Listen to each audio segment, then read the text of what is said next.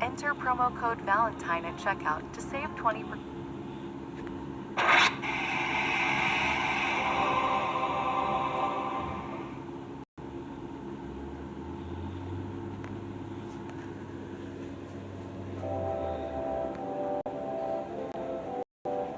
For the past few years, Ricky Gervais, Stephen Merchant, and Carl Pilkington have been meeting regularly for a series of pointless conversations. This is one of them. Testing. Is that right? Hello and welcome to the Ricky Gervais Show with me, Ricky Gervais, Stephen Merchant. Hello. And the little round-headed buffoon, it's Carl Pilkington. Alright.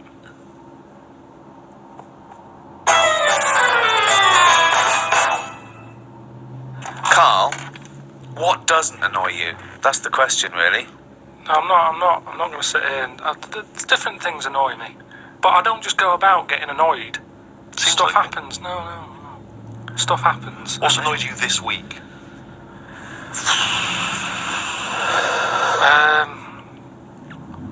I tend to get annoyed when people around me get annoyed. I'm never the one who's going in somewhere getting annoyed. I'm quite happy-go-lucky. You're having a laugh. No, that's rubbish. There is nothing about... No one would ever say that. No one... How would you describe Carl Pilkington? Oh, he's happy-go-lucky. Whenever I see him, he's skipping along. I whistle a lot, I've told you. Yeah, only to annoy people when you're playing Scrabble. No, I just... At the end of the day, I think the problem is, most of the day, I'm on my own. Right? I'm doing DIY. At home, I'm quite happy. No one's there annoying me. I go for my lunch later than everyone else, so I don't have to see people. He's like Quasimodo, isn't he? It's like coming down when everyone else is not there. No one's around. Suzanne!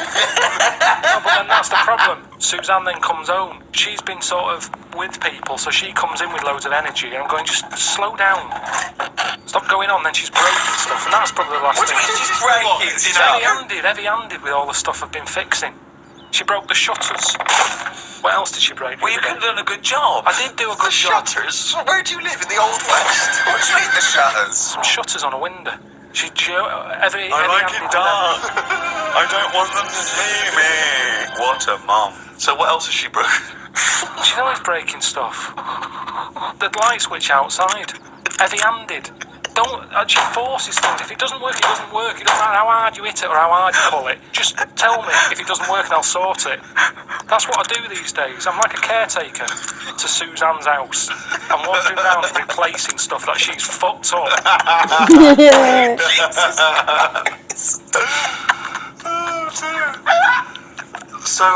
So she annoys you. She comes home. You've had a lovely day of peace on your own. So the only person that likes you and talks to you annoys you. And when you're at home doing your DIY, I want to picture that scene. Well, okay, right. We've never done this before, right? But let's do a typical day. We've known each other now. How long have we known Carl? Nearly 10 years. Feels like a long time, yeah. So let's do a typical day in the life of Carl Pilkington. So, for my first question is, what time does Suzanne have to wake up? Does that annoy you? Does she have to get up earlier than you? Because she's got a proper job. The alarm goes off. What time? About 7. That seems early. Yeah, but I'm used to it now. Okay. Like you spring out of bed, make her a cup of tea, do you? No. Right. Let her get up, mess about. By mess about, you mean get ready for work? Yeah. Right. She's not being quiet, so I'm awake now. Right. What do you mean she's not being quiet? Well, she's just banging about, like I say, heavy-handed. I don't know how she does it. It's just doors and stuff. Everything seems like the Hulk's in the house. Bounding about. Just don't be heavy-handed with it. When even like pulling the curtains shut and stuff, because it's not her who has to fix it. Do you know what I mean? When she's yanking at them and pulling them open, it's like just pull them like that. I've put them on a nice rail. Just pull them slowly like that. Right. It's things like that. This sounds like these jobs aren't done correctly. That's what they are done proper. No, because if you get if you get a bad pair of jeans and someone says, "Oh, you've ripped it," a good pair of jeans, they won't rip. No, just look after it. It doesn't matter if you've got good jeans or poor jeans. Treat them the same. Look after your stuff. I've always been like that. I know, I've yeah. told you from a young age I didn't like people sitting on my bed after I'd made it. It was like, I've gone to the trouble, I've made it, there's no creases in it, don't sit on it. There's a chair there, use the chair. Sure, okay. That's mental, but yeah. It's not mental. It's the behaviour of It's not mental. Yeah. So, Suzanne's she's mentioning about the place. So the doors, I mean, what's up with the doors? Do they squeak, or is the patch been done wrongly on them, or no, is it the wrong wood or something? No, just heavy-handed. No. Right, okay. So then, she has a shower. If I have a shower, I like to go second, because I've got the Mr. Muscle spray that she doesn't do properly. Right. Do you breakfast together? Just sit on the bed, have some... Oh, have you made the bed yet? Yeah, it's made. Well, don't sit on the bed if it's made. That's No, bad. I've Sit on calmed the down. chair. I've calmed down. That's what I've said to her. As I'm getting older, Yeah. I'm easing a bit. Yeah, you're like Doris Day. So sit on the bed, look Why out are you the having window. breakfast not sat on the bed? That makes sense to me. That makes sense Either to me. have breakfast in bed, classic, The or radio. at the kitchen The table. radio's in there, and it's just kind of... So you get up, make breakfast, go back and sit on the bed because the radio's What's in there. going on with the crumbs, Rick? I don't know what the crumbs are doing, The but I don't crumbs know why all we've got two radios. Hang on, you don't know what I'm having. I'm having cornflakes. No crumbs with cornflakes. No, but So you're having, two of you are sat there. Are you sat on opposite sides of the bed looking at each other, or are you both sat on the sides of the bed looking at the wall, listening to the radio, eating a bowl of cornflakes? Yeah. well, you sort of cross-legged on the bed, or your legs are down on the Just floor. down on the floor. Right. Fully clothed now, you've had the showers. I might have a t-shirt on and my undies. Okay. I haven't put my socks on yet. I don't like socks. I'd put them on last. Why don't you like socks? They just cut off your freedom. I don't know how socks could cut off anything. It's alright if your feet are cold, they're nice to put on, but I don't know, my socks are never that well fitting, so I don't really enjoy But wearing won't you get socks that fit you? Because I I never buy socks, do I? They should Let be the other same people- size as your shoes. Yeah, little I let roll. other people buy them for me and they're never quite right. But hold on though, this is a rule you've imposed on yourself. I'm only telling you because you've asked. I didn't come in here moaning about it. I'm Socks just saying- cut off your freedom. Never heard that before. Okay. Mandela said it. Well, yeah, never heard socks compared to the Berlin Wall. Yeah, I think William Wallace said it as well. Right. Yeah, imagine that in Braveheart, just takes his socks off and goes, Yeah. freedom! Yeah. Anyway, then I'll say, right, on your way to work, take the bin out. Right. She'll do that, and then I get on with whatever I've got to do that A day. little kiss on the cheek on the But why forehead. do you say Pat on the head. who pats who on the head? I'll just sort of rub the back of her head. There you go, see you later. Then what? You're there, you got your pants on, you got your t-shirt on, Well, you you read your listen to the cornflakes. news, you listen to what's being said on the radio, we'll have a little discussion about it. Sometimes she's in the mood for it, sometimes she'll go, don't worry about it.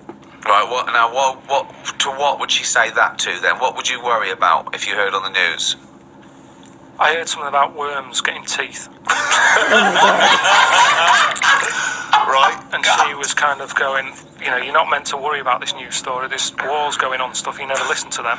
Do you remember the story of the worms with the teeth? Should we be alarmed ourselves? What was the information? It was just saying how, it was all about nature versus nurture thing, Right? and saying how worms that are growing up in a family where there's loads of food around, What do you mean growing up in a family? just a family of worms in the soil, Right. they're going through the soil. If there's loads of food for everyone, they don't have to fight for food. Right. They're quite happy they don't have teeth. The ones, like the rougher worms, where there's not enough, it's like a massive family, the kids left, right and centre, but they haven't got the nutrients to feed them all. They fight against each other, and the ones, they're growing teeth. I didn't hear the news story, so I'm going out on a limb here. I don't think it was about a maybe more working class and chavvy though. It's about big families. Look at that, that big family can't even feed them all. And then you've got middle class worms going, we've got enough food for everyone because we haven't overbred. You know what people are like now? They've got researchers watching all sorts of stuff, Right. keeping their eye on everything. Well, you don't have to worry about it. A worm with teeth, if they've got teeth or not, to me it is not a problem. Not a problem at all. I normally save a worm if I see one. So, In the rain, on a pavement. If I see it there, I go, someone's going to stand on that, and I chuck it, and I sort of watch it for a bit, see which way it was going, give it an helping hand. see which way it was going. Like it had an aim. Well, See they do. which... No, they do though, don't they? They're always going somewhere. Yeah. Who's going to the dentist? You can't tell. You don't know which end its head's on. Okay, so it's 8:05. Suzanne's gone out, you've rubbed the back of her head, she's took the rubbish out. You're there, pants, t-shirt, No socks. no socks yet. What happens to the bowls of ex-cornflakes? Where do they go? Have you got... I wash up. You wash up, that's the next thing you do, is it? Right, okay. Now then, do you plan ahead for the day? Do you think to yourself, Carl, make a list of stuff to do, or do you just let it go? I let it happen. I don't let it like the worst thing for me is planning. Yeah, I told you before. Yeah. You don't get anything done by planning, is what you said. I don't like the idea of waking up going, I've got to do that today, because that's when you don't look forward to doing the thing. Yep. Whereas I get up, I'm washing up, I'll look at a wall and I'll go, those tiles aren't very good, I'm going to rip them off. So, Jesus Christ. This is amazing. This is amazing. I mean, forget Idiot Abroad. Forget the Ricky Gervais show. Let's just have 24/7 Carl Cam. Just, think how that would. He gets up, Suzanne leaves, we get him to, he looks at a wall. He starts tearing the tile off. It looks like the behaviour of a psychopath, doesn't it? Oh, so this is what worries me though. The fact that you're always doing DIY suggests that you didn't do a good job in the first place. no, Steve, am I wrong? I never ever do the same thing twice. Once it's done, it's done. I do it right. I take my time. I get it done So right. this is other people's workmanship that you're undoing and doing Definitely. properly. Okay, right. Now, the radio's in the bedroom, so you can't listen to the radio when you're doing your work. I normally drag it through. You drag it through. How big is it? No, it's just a little clock radio thing. So it's plugged in. It's plugged in, yeah. Okay. Then, So if it wasn't for meeting up with me and Steve and Suzanne being home between, I don't know, 6 o'clock at night and 8 the next morning, you wouldn't talk to anyone, would you? Do you have any friends that you might talk to? yeah, I talk to some people on the phone. But then I soon get bored with that. Right. About 5 minutes in, I realise I'm not listening anymore.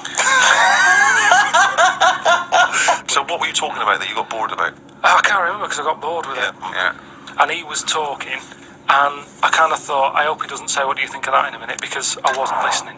Right. So what's the point of having the conversation? I don't know. But hold on, I call you up. It's presumably the first phone call you get. It's the first phone call I make. I call you up and I go, what's going on, boy? Right? Yeah, but most of the time I don't tell you, because you'll go, right, what are you doing DIY? Pay someone to do it. And we have to have all that every day, the same chat. If I'm not doing DIY, I wouldn't be doing anything. And then I get grumpy. Suzanne comes home, she goes, what have you done today? And I go, nothing. And I get fed up then, because I don't feel like I'm worth anything. I work harder for your career than you do. I'm always doing stuff to try and get you to do stuff. I'm always trying to get you shows and things, and I'm always trying to get you to get out there and do something towards it. I don't want to do it. I've done it now. Yeah. I've done it. Yeah. We did the programme, it goes out on the telly, job done. If people want to watch it, they watch it. There's no point me cropping up on Loose Women, asking people to tune into my programme. If they either want to watch it or they don't. If they're watching Loose Women, I don't want them watching my programme. There's a lot of crap on the telly, and that's why, in a way, people go, oh, it's amazing, isn't it, that you're on the telly? No, not really, because there's loads of garbage on there. Anyone can get on it. Yeah, well, that's It's true. not special anymore. That's It used to be true. special in the 80s when it was like 3 channels, 4 channels. Now it's a doddle. But that's why you should make special TV.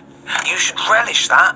No, because they want some sort of flump telly, don't they? That's true. They don't have to think about. Yeah, do you mean the programme The Flumps? He didn't say flump, he said flump. Oh, I'm sorry. Now how are you spelling flump? It's F-L-U-M-F. PH flump. PH flump. PF. PF? Oh, PF? Flump, okay.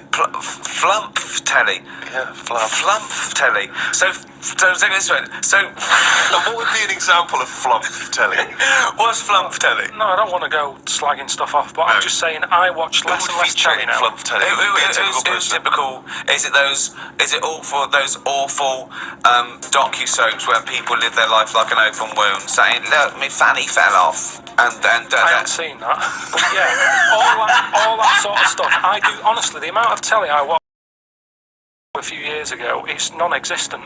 Suzanne comes home at night, I might watch a Grand Designs to get some tips off it. Other than that... So that's work. You count that as work, don't you? Research, Well, at least you learn something. So then we'll just sit and have a game of crib.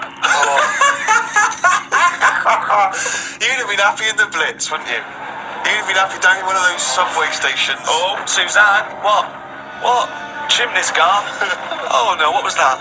Doodlebug. I better go up there. Oh, leave it, well, it's fine. Oh, that's bloody heavy-handed, them Germans. They're bloody heavy-handed. Well, let's go back a bit here. So you've done a bit of tiling. good job, please job. You're halfway through, spot a lunch around 3ish. Yeah. What do? Do you pop out for lunch in a cab? Depends. Sometimes Suzanne, as I pat her on the head, she sometimes says, "There's some ham in the fridge." And I'll go, right. I love it. Like, it's a little choreograph. If I better pat her on the head, I don't know what's going to eat today. Carl thinks, like Pavlovian conditioning. Yeah. Last time I patted her on the head, she told me about some food in the fridge. Bye, love, take the rubbish out. I'm in the fridge. Cheers. Brilliant, yeah, okay. So, I'll eat that. Now, the radio's on the whole time. Is there? Because I want to picture this. You're not working in silence. Radio's on the whole time.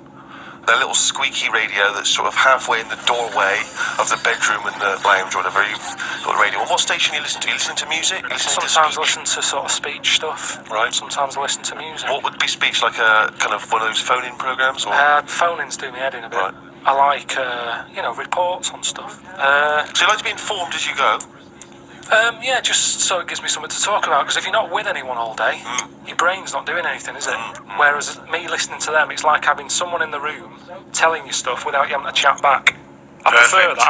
I'm a bigger listener than I'm a talker. Yep. Whereas these days, a lot of people are talking, but they're not listening. Perfect. You're not listening to actual humans like your friends when they call you up. They're just mathering. Do you make sure that you get everything done